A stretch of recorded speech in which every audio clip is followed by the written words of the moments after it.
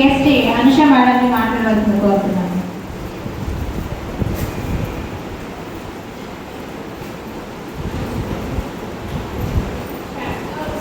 మాట్లాడమంటున్నారు, ఏం మాట్లాడాలో కూడా నేనైతే ప్రిపేర్ అవ్వలేదు. నీలఫోన్ మేడం గారికి చాలా thank you so much madam గారిని ఇన్వైట్ చేసినందుకు.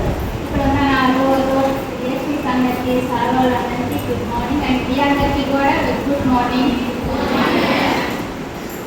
ఇక్కడ మళ్ళీ డిఎస్టీగా 6 months బ్యాక్ వర్క్ చేశాను నేను ఇక్కడ డిఎస్టీగా. సో నా పేరు అనుష, మాది ఇక్కడ నర్సరావుపేటలో సరేసర్కేటి కావాలి. నేను ఇప్పటి నుంచి చాలా స్వాతంత్ర దినోత్సవాలు చూశాను. ప్రతి ఇయర్ August 15 స్వాతంత్ర దినోత్సవం ఫ్లాగ్ హోస్టింగ్ చేయడం, చాక్లెట్స్ ఏమో ఇస్తారు, అవి ప్రతిసారి ఇట్లాగా ఇంత గొప్ప వాళ్ళు మన స్వాతంత్ర దినోత్సవం రావడం కోసం ఎంతో కృషి చేశారని ప్రతి ఇయర్ మనం బుక్స్లో చదువుతున్నాము.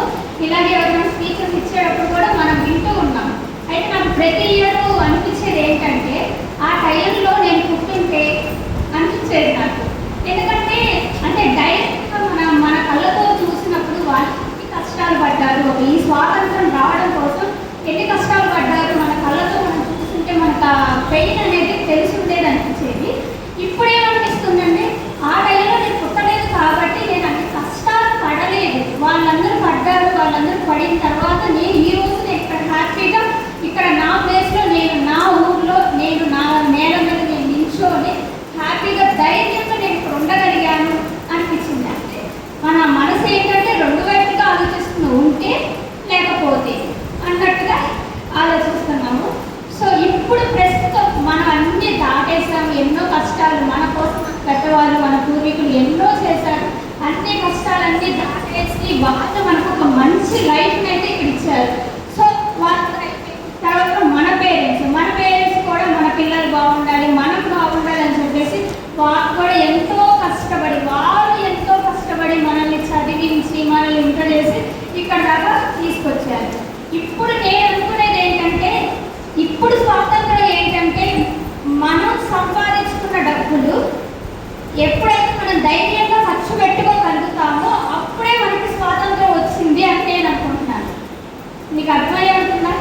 ఇప్పుడు కూడా మనం ఏంటంటే నాన్న దగ్గర నుంచో లేకపోతే హస్బెండ్ దగ్గర నుంచో మనం మనీ అనేది తీసుకుంటాం కదా.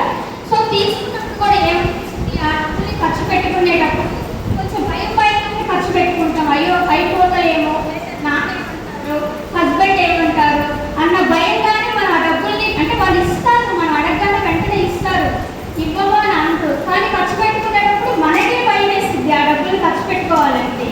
సో అలాంటి స్వాతంత్రం రావాలంటే ఇలాంటి స్కిల్ ఉన్న ట్రైనింగ్ సెంటర్, స్కిల్స్ నేర్చుకుని ఒక ట్రైనింగ్ సెంటర్లో జాయిన్ అయ్యి మన స్కిల్స్ ఏంటో మనం నేర్చుకొని ఆ స్కిల్ ద్వారా ఎప్పుడైతే మనం డబ్బుల్ని సంపాదించుకున్నామో ఆ డబ్బుల్ని మనం ఓన్గా ఖర్చు పెట్టుకోగలుగుతాం అనేది నా ఒపీనియన్. ఎవరికి భయపడకుండా, ఎవరికి ఆన్సర్ చెప్పాల్సిన అవసరం లేకుండా. సో మనం పెట్టే ప్రతి ఖర్చు కూడా మంచి కోసమే ఖర్చు పెట్టుకుంటాం కదా. ఎప్పుడు కూడా చెడు కోసం, చెడు వాటి కోసం మనమైతే ఖర్చు పెట్టాం కదా. సో అందుకని చెప్పేసి ఇలాంటి స్కిల్స్ ఉన్న సెంటర్స్కి, స్కిల్స్ నేర్పించే సెంటర్స్కి మీరు రావాలి.